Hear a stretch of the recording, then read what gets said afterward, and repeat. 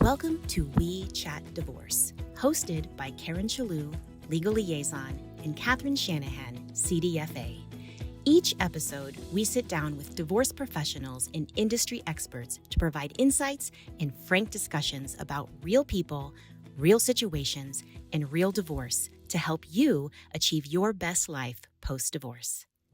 This episode of We Chat Divorce is brought to you by My Divorce Solution, offering divorce financial planning so clients can secure the divorce settlement they deserve. Visit mydivorcesolution.com to request access.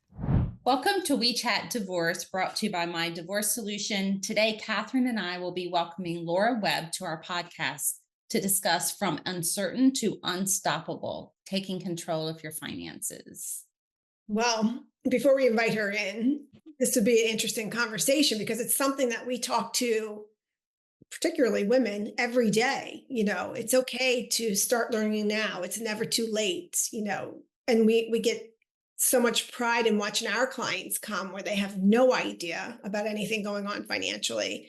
And then they realize they did kind of have an idea of things going on financially. And then when they see the data, you know, they sit a little straighter, they talk a little different, they walk into a room a little differently. And I love that. And that's all because they took control of learning it because we provided the knowledge to them. Yeah, absolutely. And not in a place of adversity, right? How many times do we hear people say that my spouse, whether it's he or she, anything we bring up, he or she's going to be mad. He's going to be mad. She's going to be mad. You don't understand. You don't understand. Well, actually, we do understand. Mm-hmm. And then they get down the road and they get more confidence and they say, why didn't you tell me? Or I wish I would have listened. So, you know, sometimes it's an exercise, but breaking the dynamic, I guess, of that relationship of someone deferring to the other in that space, I think is powerful, whether or not you're getting divorced. You know, everybody belongs in the same conversation of your collective financial future, especially if everything's going into the same pot. It's so true. And I think a lot has to do with the way we were raised, right? My dad was an accountant. He owned an accounting firm. We had 4 girls and a boy, and all 4 girls were told, you're never going to depend on a man like your mother did. And, you know, they didn't get divorced. They've been married forever. But it was funny when he would say that to us, because my mother controlled the finances. You know, he was the accountant and she would give him a little allowance every week. You know, it used to crack me up. And he took so much pride in letting my mom do that, which I really loved about that. I admired that. And I actually was always like that. Like in my first marriage, we were both financial people, but I did all the billing and I gave him an allowance. It's because of what I learned. And I would probably bet that my sisters do the same thing.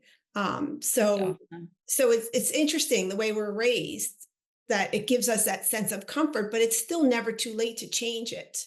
No, it's not. And I'm one of those that definitely had to change it. I grew up in an environment of deferral, but I was bound and determined not to live my adult life that way. There was no way I was going to do that. So that definitely was a learning curve, especially because of my religious background. It's not really adopted in that space. So there were a lot of barriers to cross, but I'm so glad I did, for sure. I wonder and I know you, right? So, and I know how comfortable you are around money, and you handle most of the finances incidentally at our firm. And I'm the financial person, right? So I wonder what age you innately just changed your relationship with money. Yeah, I don't know, but I remember being in college and I was so sick and tired of having to go to my dad for gas money, honest to God. And sometimes I only had $1 in my pocket and he wouldn't give me gas money. So he wouldn't let me get a job either. So I went to the local Burger King and I applied for a job and got it. And he made me resign from that job. No, you're not working. You know what I call that? That's financial abuse. And maybe because that's so prevalent in my mind that, you know, maybe that could have been the turning point. I have no idea, but I'm not going to live like this for sure. Well, you know, that's something new I never knew about you, but it also, I'm having like a little aha moment, because when you do all the budget work with our clients, and you constantly say how, you know, you don't need to defend this. You need to just tell me what it is. And so it's kind of like what Mhm. you're saying. Yeah. And that's really, so again, it goes back to how you were raised or, what you think, because, on the flip side, for me, if I wanted to do anything, and my dad didn't want me to, I would show him, this is what I can earn, this is what it would cost, and this is what I'll keep. And he would always get so Mm. impressed by that. And it was like, rah, rah, go do it, with that. So, Yeah. you know, again, never too late. You started that in college, right? Yeah. So now if you listen to this podcast and listen, when we have financial people, and I don't know where it's going to go, but I hope you all take away that it's not too late, and think about how you grew up and think about that moment. I mean, I kind of like the way where your brain went when I asked you that question, because you were like, I never thought about that. But you Mhm. actually you were able to draw it out so quickly. And I mean, gosh, you should be so proud of yourself. Um, but Thank you. I am so pretty proud of myself. yeah, Yeah. you should be. I'm proud of you too. So Thanks. anyway, the podcast, I hope it goes well. But if you have a money story about how your relationship started with money and where you would like it to go, I would love to hear it, because I would love to have a whole podcast just about that. Sounds great. All right. Well, let's welcome Laura. Welcome to We Chat Divorce, brought to you by My Divorce Solution. Today, Catherine and I will be welcoming Laura Webb to our podcast. Laura, thank you so much for joining us today. Well, I'm excited to be here. Thank you for having me. Of course. In this episode, we're going to discuss from uncertain to unstoppable, taking control of your finances. But first, I'm going to introduce you, Laura. Laura is the founder of Webb Investment Services and an associate of Gratz Park Private Wealth in Asheville. She's an advocate for women taking control of their financial futures. And so, Laura, I think you're going to explain to our listeners your new chapter in your life. And hopefully you can share with us a little bit about your story and journey that created the passion for the work you do. Yes, great. Thank you.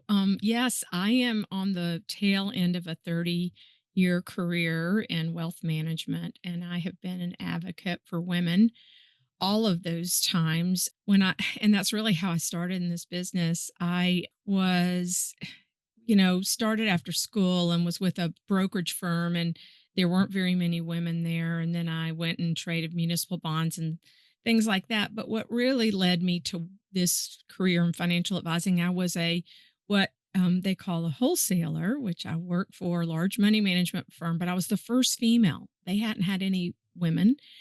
And going on, calling on, and trying to get people to use this investment management firm. And I called on all these men, and I don't mean to be ugly, but all I could think of as I did this work was, my God, I could do this better than them. I know that sounds weird and arrogant, but nonetheless, that led me to go, well, I live in Asheville, North Carolina, and I wanted to come home and be here in this community. And so it gave me kind of a path and a journey to be able to do that. I had a lot of experience in some other aspects of the financial services business, but came home and started my business from scratch. Not one client, Yeah, that's good. and built it to a good long-term successful business, of which I just sold it last year to a lovely woman, and am now really moving a lot of my energy to what I care about. Is I want there to be more women financial advisors. The needle has not moved over the past 20 years. There's only 15 to 17% women that are lead financial advisors with a firm, doing a lot of good work as a board member for a group called the Women's Leadership Alliance, and very excited about that. So I'm staying in the industry, but I'm just not doing as much client facing work. That's awesome. That's where I started out. I was a financial advisor and a top producer for years back when I was in my 20s. And my daughter's actually a wholesaler for Fidelity. So Oh, yeah, I like seeing women in the field as well. me too. I want to see more wholesalers. I want to see more women as portfolio managers. I want to see more women as financial analysts. I want to see more women as financial advisors. So all You know, about that. she's a finance certified financial analyst, which there's not very many of those. No. Right. And so it was funny when she took the test, she said there were very few women in there. There's 3 years of testing. Yeah. So it was It, still a smaller number of women taking that test. One of the things that's interesting, for all the years I've been in the business, remember, I've been 30 years on the financial advising side, and I had some time before that in the industry. And when I would go to meetings and conferences, you were there 10 to 15% women. And the only conference besides, there are more women's conferences now, but the only one where there was at least half women was in the sustainable investing, people who cared about impact investing. It has a little bit of a dirty rap now for not good reasons, ESG and sustainable and impact investing. But that was the only conference that there would be at least 50% women in the room for all Hmm, my career. Well, amazing. why is that? Why is there so little women representation? Well, it's interesting. I think kind of along the lines of what we're going to talk about with also women in connection with their money. I still feel and see, and I'll be interested what you see because you guys are doing this and talking, and we know how many people get divorced and all that kind of stuff. But so many women still that I saw in my career did not take an interest or connect with their financial lives. They deferred that. They ignored it or deferred it, and only when they had to, when they were forced to, through divorce, inheritance, death, whatever, did they. And that's not true in every case, but I'm saying that I see that. And so I think women are less comfortable with money. They're uncomfortable with making money and being happy that they make money, and or telling what people to do with money. I think that is a conversation that just has not happened in a lot of people's families. Men talk about it on the golf course, but women don't sit there and talk about their 401ks and what they do here and what kind of raise. I don't know. I have not seen that experience. And a lot of women will say, I'm not good at math. And I'm like, you don't have to be good at math to be good Well, at I'm doing just this surprised job. that the needle hasn't moved, but I come from a financial life, even my upbringing. But I'm just surprised because there are more business owners, and there's more CEO females, and there But are more. still not enough. You know what I mean? There's still not enough women in the C suite and in leadership. There are more, but not Yeah, as, yeah. yeah. And there's actually a lot of women that take care of the day-to-day finances of the household, which is very interesting because it's very different from taking care of the financial growth of their investments, right? So another comfort level. Where are you comfortable? Yeah, And they pay the bills, but they may not be involved and connected to their overall financial picture, the debt. Money might be a transaction to them versus, kind of the overall power and all that that it gives to them. And one of the things I say is I find a lot of women are not comfortable with power and money. Like, I mean, there's examples where none of us are comfortable with the what people in power that have a lot of money do, but in reality, it does give you choices. It gives you choices to do good things, and it does gives you choices to get out of bad things. I mean, think about what you guys are doing and who you're talking to and who you're helping. When women come from a place of cluelessness about it, it's a big leap. I mean, it's very stressful. I'm sure that I'm assuming you would agree with that statement. yeah. Well, I think women who aren't a part of the future or the overall financial plan in their family are essentially an administrator of the cash flow, right? So if they come then into the divorce arena and they're having to talk about, well, how do we divide up something that I have no knowledge about? It's really hard for them to get out of an administrative position and talk about ownership. And I know both of you have very strong financial backgrounds. I'll be the first to say that I'm not good at math, but you can better believe that I'm good at knowing about my household financial status. And I think that came from me, from my dad, especially. There were five, I have four sisters and a brother. So there were five girls. And it was made clear to us that the men are the ones who manage the money and the women do other things. And for my entire upbringing, I thought Yeah, no, I don't adopt that. And I've never adopted it.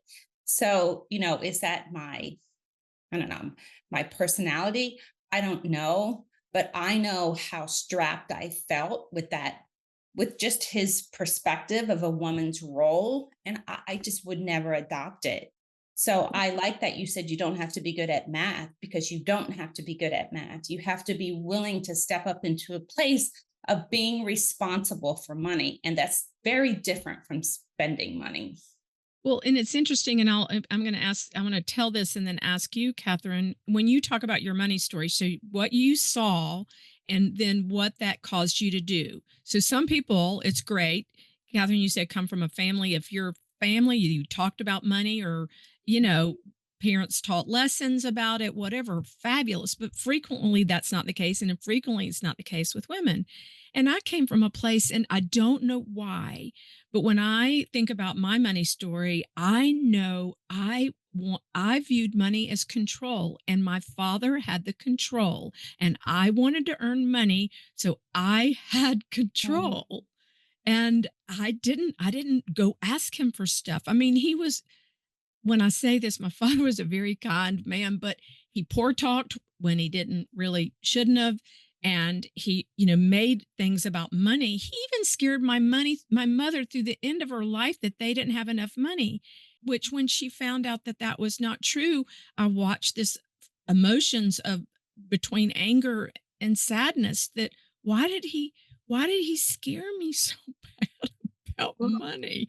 But she didn't know either. Thank God she had a useful daughter. That's what an attorney joke always jokes, says it's good to have a useful daughter, and I was that. So Well, not to talk about your family because I don't know them, but that is a red flag when I talk to women in particular about the red flags to look for with financial abuse. So that is somebody telling you the poor note of you're living under that stress. And there are so many women that are doing that. And the nice thing about getting your financial portrait through the MDS method is that you get that realization. A lot of women are staying married because they think they can't afford to get divorced. They think that they have no money because their name is not on some accounts, or their name is not on the retirement account. So they think it's not theirs because that's what they've been told for 20 and 30 years. yep. They come through our process, and we get to transfer those emotions into exactly what it is and turn their fear into focus, and the focus becomes on the data and the knowledge, and they realize that's marital. They will weep and say, oh my gosh, I can have financial independence. And although it could be a little different, most cases in financially abusive relationships, it's better because you're controlling good, better, and different. You get to control that. Right. And so it is interesting to see how people are raised and where that comes from. And it's just not uncommon. I say it all the time. I could talk to people about finances and bring that up, and they're going to run and get a new glass of wine. But if we talk about sex, they're all about talking about it. Right? But they just can't talk about money. Women just don't like that conversation. No, and they don't. I mean, women don't do that. They just, and I just say it doesn't mean you have to divulge everything, but to have conversations with your sisters, your mother, your daughters, your friends, to have those kind of conversations. It can be high level, but you need, and you learn things from them. I mean, I'm always surprised about things that I think, and I think wealthy people sometimes like women from wealthy families, the things that they don't know about money. We just assume that they know everything about money because they got a lot of money in their family, and that is not the case. So it's just something I'm passionate about. A woman at any level, think about that. You're starting out, if you start life in your earning years with a good, healthy attitude about it, and then if you partner with somebody, you know what I mean, and stay and participate all the way through life, it will only serve you well. It'll put you in a better, stronger position, and it'll allow you to navigate life's bumps, that you don't have that stress. I want to tell you one quick little thing is that one in this passion of my second act or third, whatever it is, I am helping in this effort of trying to recruit more female advisors, because I wish every person out there would have the option if they wanted to have a female advisor, and that's not the case now. And so, I'm dealing with a bunch of students at some of the colleges, that play D1 sports. They're doing a career thing, and they said all the young women want to know about health and wellness. And I said, well, if you're talking about health and wellness, you need to include financial wellness, because if they're not, well financially, that's going to cause mental stress and a physical stress. And they were like, oh, the people that were planning this career night were like, yeah, that's a great idea. I'm like, yeah, that Yeah. needs to be part of the wellness discussion. Oh, totally. We have a whole program on that, Karen. Remember we did that at the Yeah. YMCA? Yeah. Yeah, we did. Yeah. So Yeah. true. So we totally agree with you there.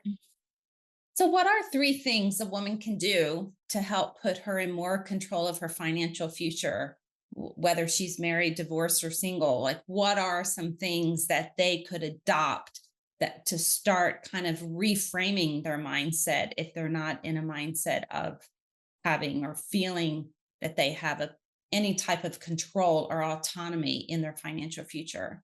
There are a couple. One is what I mentioned before, is understanding their money story.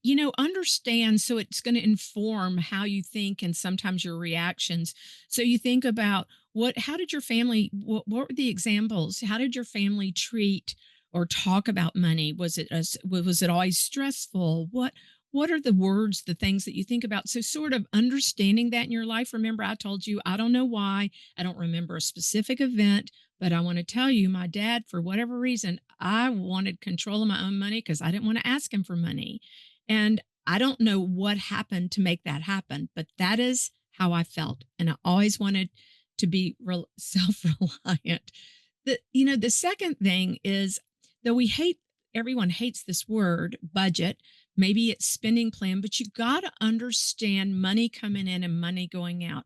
Cash flow is the root of so much, in the sense that you have to have more money coming in than you have money coming out. And to really have a handle on that, and you don't have to be great at math, there are tools and stuff for that, but it's like, so you can save, so you have some money for something you want in the future, or retirement. And then at retirement, it's all about cash flow too. Where are the sources and uses of money coming from? So I use sometimes and joke the term spending plan versus budget, because people hate the word budget, but you need to have a handle on it, and relate to stories that people laugh about. Like, I used to joke about when I first moved home and started in the business with no clients. I had no money.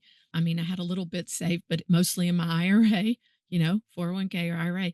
And I had a dog, and I just bought all the treats, all the whatevers for this dog. And then when the end of the year, I looked at how much I'd spent at the pet store, I was like, oh my God. I had no idea. And that was a real eye opener for me. The other one would be, and this is a good story on myself. When I was as I was preparing and thinking about, am I going to move towards retirement from this aspect of my life? And I kind of re-updated all the budget items, what comes in, what goes out.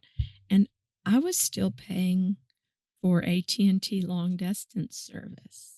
Had my phone on auto pay. We have an elevator in our house, so I still have to have a landline. You had to have it to get it inspected and whatever. And I just hadn't reviewed that bill because it was on auto pay. So, they're just little examples you can give people just to say, all right, take the time to go through and really understand what's coming in and what's going out. And then that leads to the third thing, was you got to save and invest. You have to. So, we could talk about that more, but those are the three things. And sometimes you just start with baby steps, do one thing right, and then keep Yeah. on doing it, and then add another thing. I do a lot of the budget calls or lifestyle analysis, spending plan calls with clients that come through our process. And one of the top challenges people have, mostly women, not so much the males, is they want to defend every line item, no matter what it is. I need to hear a story about it. And I want to give them permission to say, you don't have to defend anything. You just have to know what it is. And from there, you can decide if you want to change that dollar amount or not. But in the space of them describing how they spend money, they most often are also in a space of defending something that there's no need to defend. If you spend I don't know, $2,000 a month on clothing, then that's what you spend. There doesn't have to be a discussion about it. You can change your mind about how much you spend, but you don't need to defend it. And I think that's something that everyone needs to adopt in the spending plan specifically. Do you see many of your clients know what they spend before you go through that exercise? 80% do not. Yeah, that's what I would guess. Most Mhm. people do not. No. And that is, the root, the tool, whatever, to so much. And especially, if somebody, their lives are separating. And I mean, I've even thought about that, and this sounds, because remember, I'm moving sort of from this part of life to the other. Well, I had all these things buried in my business expenses, my telephone, whatever, but that's a real expense. If I'm don't have this business over here, I'm still got to pay it if I want to have a phone. So, there's having that and being realistic. And most people, in my experience, underestimate what they spend. Have you found that too? Yeah, Yeah, totally. 100%. Right, myself included. Yeah, I understand that. Let me be real honest. Yeah. And the exercise, I like to start out with just start talking about it. And most people are very nervous, especially if they have no idea how they spend money. And I say in the beginning, I promise you at the end of this discussion, you're going to just feel better because you're going to know. But it is very daunting typically when we get on a call and they're just nervous about it. Well, and in the financial planning investment world, this, Catherine, from your, that it, that it has a big impact. People are spending more than they're going to make, and you think in the separation of a marriage, and many times, not always, because I see a lot more female wage earners that are earning more than their male partners than I ever used to, which is great. But interestingly enough, I'm not sure they're more connected with their money just because they're the bigger wage earner. They kind of earn it and push it in, and don't necessarily deal with it. So I'm curious how that happens. What you also you see, I don't really know. I think they're just so used to taking care of everything that they know that they're okay financially in their opinion as a whole. So they're just not going to take that time out to focus on it. It's that unawareness of what actually is happening, like the experience you had when you looked at the end of the year and you realized how much you spent on your dog. I think successful women are just used to, they're in the grind every day. They're moving forward. They're making things happen. They fix things. They don't really pay attention to what's the result of that at the end of the year. And that's why one of the things I love, if you're, and I'm an advocate for whatever stage of life you are, single, partnered, married, divorced, whatever, is, to have even if it's just a periodic. I used to, with my husband, would go in January. I'm lucky enough to have family property up in Cashers or Jackson County, North Carolina. And what I love going up there in the winter, and it's not that far; it's an hour and a half from Asheville. I've But been there. I've been golfing there at Old Edwards. yes, yes, Yeah. yes, up that way, yeah. So Beautiful. they and I would take everything and spread it all out. And my husband and I had an agreement, and it doesn't matter whether you're married or not, but was if we couldn't max out our 401ks because we were both business owners, then we couldn't go on a good vacation. And I like to travel. So it was kind of like a checkup, and I would do our net worth statement so you could see where you were from your assets or debts or whatever. We had a goal. We wanted no debt by the time he retired. They're just, and we had specific goals that were long term and then short term, and then we could measure against those and things.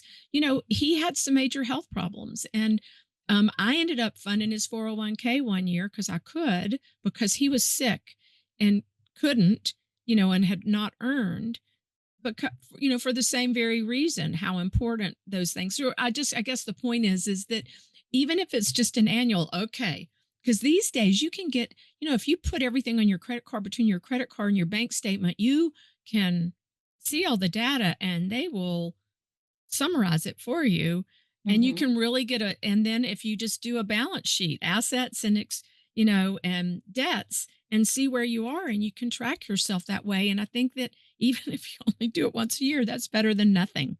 Well, I think you bring up a good point there that is going unnoticed here. And that is that you set a goal with your spouse and the expectations were there. And the beauty of that is that you both voiced your expectations and what the outcome to that would be. And so that when he became ill and couldn't do it, you reevaluated, okay, our expectations are still the same. Our end result is still the same. That has not changed. And guess what? I can afford to add to that. So we're going to stay on track there. And I love that about that story because that is what is not happening and why we see in our business so many 30, 40-year length marriages come to a divorce. It's because along the way, people forget to talk about what their expectations are because they're afraid to talk about money. And what is the outcome to, as Karen mentioned, the reality with your budget? What is the outcome to having to make a budget shift? Or what's the reality if a spouse gets sick? Or if a mom wants to go to work and they were a dual income and she doesn't want to work anymore? People don't have those conversations. And so the divide begins. And then the longer you let that divide grow, then it's so much harder if you don't have a good money relationship to go back to that conversation. And so through our process, another great thing about our process is that we're getting a lot of couples who end up getting a postnuptial agreement or they go to marriage counseling because they get on the same page with their finances and they have an aha moment like, oh, that's why we're here. Or, oh, good, we have more money than I thought. Or, oh, that's why you worked hard, whatever it is, oh, our kids are doing great because you were the stay-at-home mom. Those conversations come out because we're not attorneys and we don't file. And so maybe you just need to get a realignment with your investment strategy and then go to marriage counseling and see if it works. You have that opportunity. I think what you talked about is if people have ignored that for so long, it's harder to come back.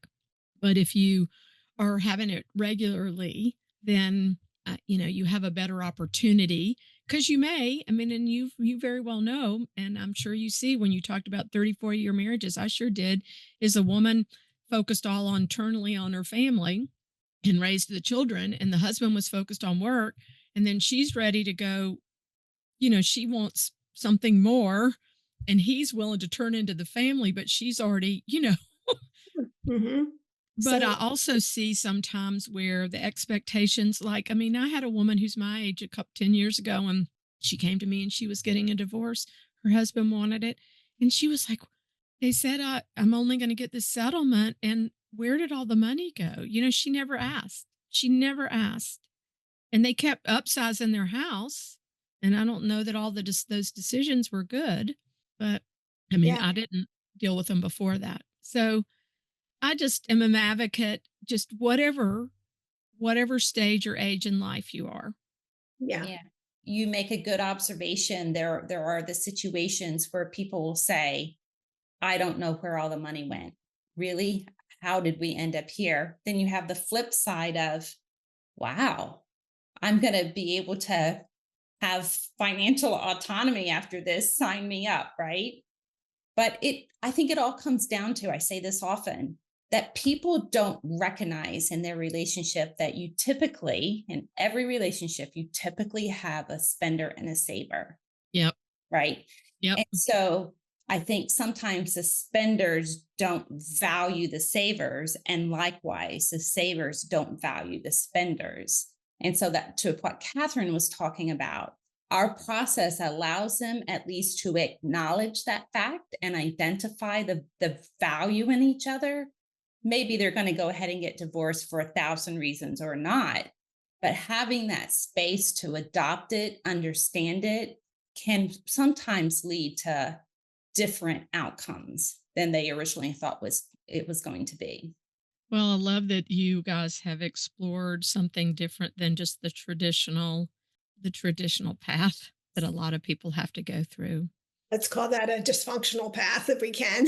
Yeah. Yeah. It's a terrible process. Yeah. It It's- totally, Mhm. totally. Well, this was a great conversation today. Thank you, Laura, for being here with us. I think we have some good takeaways. Well, you're welcome. Like I said, I'm thrilled about what you guys are doing.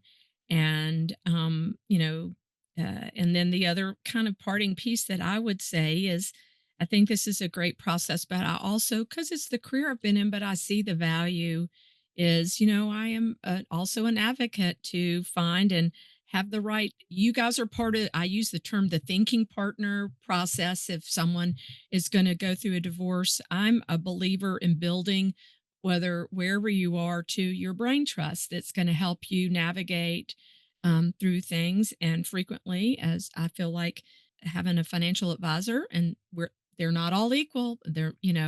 I'm certified financial planner, so I have a little bit bias there. And I did the CDAF work really early, but then I didn't keep up the CEs, so I didn't get to use the initials. But I did the work, and like I said, as I want, if more women like I think whose path, I think one of your last was a woman who you guys worked with and helped, and then she became a divorce coach. Is Yes, that a right? client, prior Yeah. client.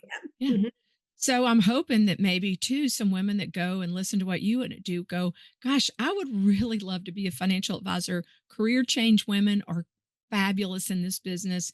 You just got to find the right place and the right group or like right team to partner with. But I'm hoping too that maybe some people listen and will go, gosh, I would really love that profession because we need more women. It's a great profession. You can make a really good living and make a huge difference in people's lives. So that's my other long-term wish. I love it. So, I mean, this is a great conversation. If you hear me talk, I always say it's never too late to change your money to change your relationship with money. And today, I think we talked about a lot of good points about that. It's never too late. And when I'm taking away, and if you're listening, I hope you're taking away. My note here was self-awareness. Have a good financial self-awareness about yourself. Don't be afraid of the B word, which is not bitch, it's a budget. Don't be afraid of that word. And really get in tune to what's coming in and what's coming out. Also, don't be afraid to learn about your investments. And I always say you don't have to understand what the market's doing every day, but you have to know where your account number is on the statement, and you have to know what the value was at the beginning of the quarter, at least, and at the end of the quarter to make sure it's going in the right direction. And with that, I'm going to say, if you have a financial planner, don't be afraid to be in on those conversations and ask them questions, because a good financial planner is definitely going to entertain any question that you have. And no question is a dumb question. And so find strength in that and go and do it. And if you have any questions for us or follow up, please let us know. And yes, if you're a female or thinking of going into the industry, I think it's a fantastic idea as well. Yeah, they can. The nonprofit is the Women's Leadership Alliance. You can Google it and find it, and that'd be a great place to start. So thanks for all you guys are doing. Of course. We want to thank you and thank our listeners as well. We always appreciate the feedback for sure. So thank you for joining us today. Don't forget to like, subscribe, and share this episode with anyone navigating divorce. You can submit your questions for our listener Q&A and check out our resources at mydivorcesolution.com. You can email us at wechat@ck11.net. Remember, knowledge is power. You're stronger than you think. This concludes our episode. Thank you again, Laura, for a great conversation. Thanks for joining us on another episode of We Chat Divorce. We hope this episode was informative and supportive on your divorce journey. If you're looking for more support for navigating divorce with confidence and clarity, head over to mydivorcesolution.com for more podcast episodes, divorce events, and resources for your divorce. We'll see you back here for our next episode.